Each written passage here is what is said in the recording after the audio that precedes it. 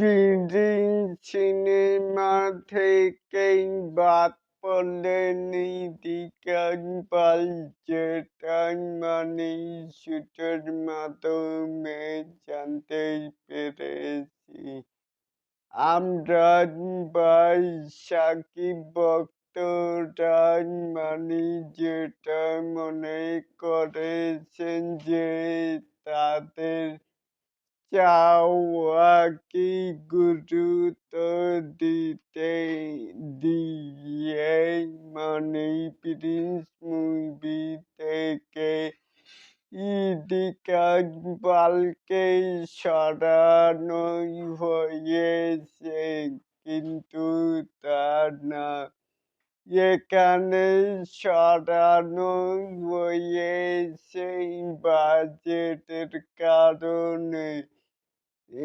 কারণ একমাত্র প্রিন্স মুভির জন্য যেই চাহিদা করেছেন ইকবাল, ভারতের টাকায় তা ৩০ কোটি এবং বাংলাদেশে কনভার্ট করলে সেটা দাঁড়ায় অলরেডি ৪৫ লাখ টাকায়।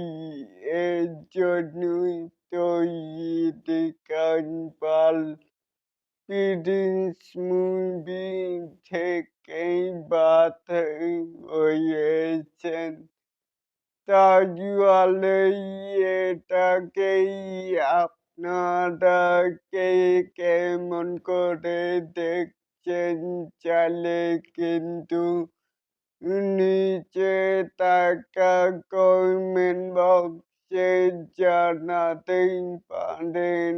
আর এরকম আরো নিত্য নতুন মেকাই স্টার শাকিব খানের এই আপডেট পাওয়ার জন্য অবশ্যই চ্যানেলটিকে সাবস্ক্রাইব করবেন and বেল বাটনটিকে বাজিয়ে দিবেন।